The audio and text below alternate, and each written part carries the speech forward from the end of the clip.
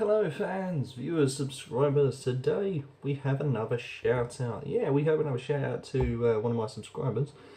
This one goes out to Barber Heath, and he's requested this beer. It's Reinbacher Pils. There you go. I'll show you. There you go. Reinbacher Pils, 4.8, and is a German pilsner. This comes in at 500ml. We can just see on the back there, 500ml, 4.8. Interestingly about this, there's two things I want to discuss. There's your cap for any collectors, enthusiasts, or just lovers of artwork. It's the Reinbacher logo with a weird crown and what looks like a corn of hop. Interestingly about this, yeah, this was a supermarket owned budgeted beer, and I was a bit sceptical when Barber Heath said to me, "Hey Ruku, can you review this?" And I was a bit like, "Oh, really?" But he claims it's really nice, so I will go with that, and I'm going to review it anyway. I never really turn down a beer request unless I cannot get my hands on it, but I was fortunate enough to get my hands on this. Second of all, this is actually brewed by German purity law, so you know that it's all natural ingredients. You also know that it's a true German product. And being from the German supermarket, you know that it is a German beer. So yeah, I was quite intrigued by that. I thought, it looks alright, let's be honest. I mean, the packaging doesn't look too cheap, I'll be honest. It looks quite professional if you're going it alone. And the other thing that really struck me about this beer is the price. I mean, I would expect normally when I pay for 500s like this, depending on where I'm going and what they are, I can pay anywhere between £1 to about nearly £2 for a 500. My voice is now starting to go. There you go, sorry. I usually pay anywhere between £1 to maybe £2 for a bottle. This supermarket owned Reinbacher Pils, 99p. 99p. Fucking hell, that is cheap. You are not going to get it any cheaper.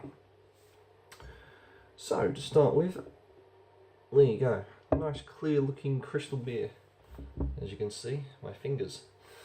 The carbonation is, well, probably not in the best glass for this, but I thought as soon as we're doing this German, you might as well bring out a German mug stein. Carbonation is there, it's slow, particularly in this glass, but I should imagine it's probably really good in others. The head is very small, literally an inch. Again, due to the glass, it may be different, but as I said, I just want to be a typical German now and go review it properly. So, looks wise good so far, ticking a lot of boxes. Price ticks a lot of boxes, 99p, I mean, wow, just wow. So, see what I can sniff out, and then eventually, hopefully, as Barber Heath says, this will be a decent beer.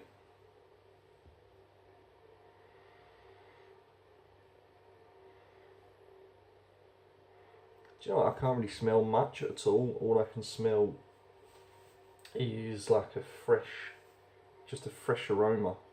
There's not much coming through from the smells. Nice and light aromas of just a freshness, clean almost. Yeah, okay, smells good. So it's in the Pilsner range straight away. So cheers Barber Heath for the recommendation, and hopefully you're enjoying this as much as I'm gonna.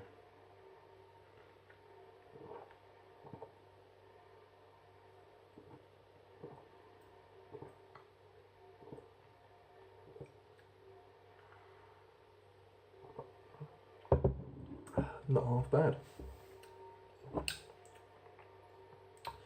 There's a real mixture going on there.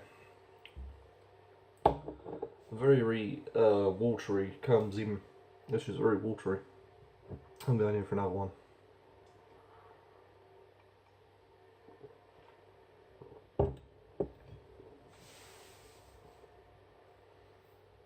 Yeah. So what I have is a combination of flavours, and I'll be honest, this isn't that bad at all. What you get is a very watery start, and you think, oh god, here we go, typical Pilsner, it's a bit, but what you do get is the watery rush that comes in. You get a sweet undertone. I'm guessing that may be from the malt they use. It's like a sweet taste. It's I'm guessing that's just, as I say, before the malt.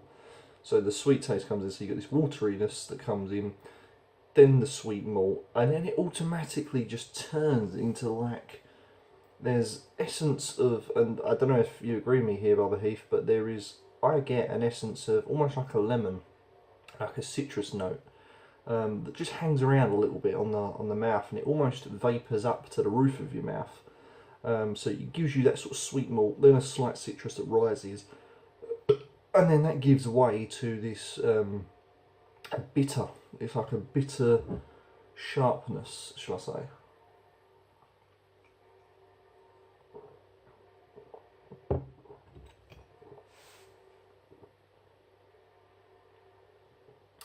The head doesn't feel too bad in the mouth either. The head it could be better. It doesn't really, you have to really work it. But it is there, and it's small compact bubbles that just pops randomly around in the mouth, and it gives you a nice feel. The beer is very smooth, I would say very clean and fresh. You know, I can't taste anything really dodgy in this, you know. Compared to some other beers I've had, you know, you'll get like a little dodgy kind of taste somewhere in the background, but this is pretty straightforward. You know, you've got your fresh clean taste, it's watery based, it comes in with a sweet malt, then a slight bit of citrus, and then bitter to finish it off. And the aftertaste as well is a very, on the tongue and the mouthfeel, it's primarily hopped.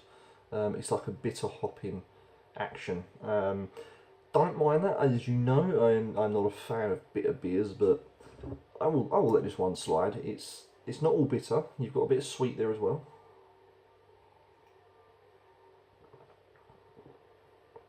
And it's just that sort of citrus note in the background as well that does it for me, because it just gives you that extra.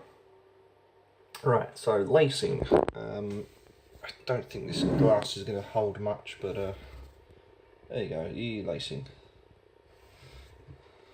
Just give it a bit of a wiggle, wiggle, wiggle, wiggle. Yeah, see how that just runs straight down? See, that didn't hold. That one is because it's being a dick, but that one just ran straight down. Now, again, that's always a good sign of a clean beer, as I like to say. Oh, there you go. If I burp, sign of a good beer. Oh, Jesus Christ. I think I had a bit of repeat on that one.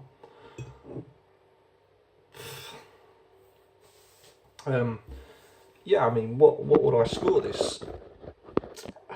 It's difficult. I mean, don't get me wrong, it's not the best pilsner I've had, but it's not the worst pilsner I've had.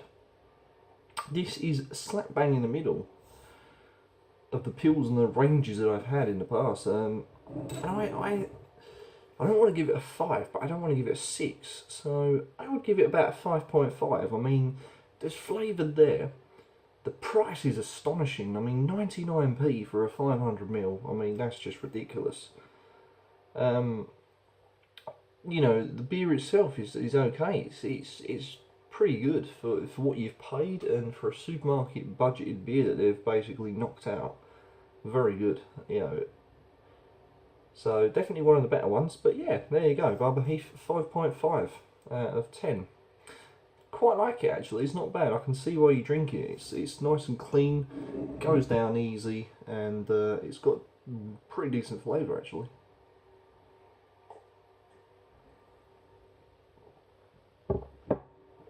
So fans, there you go.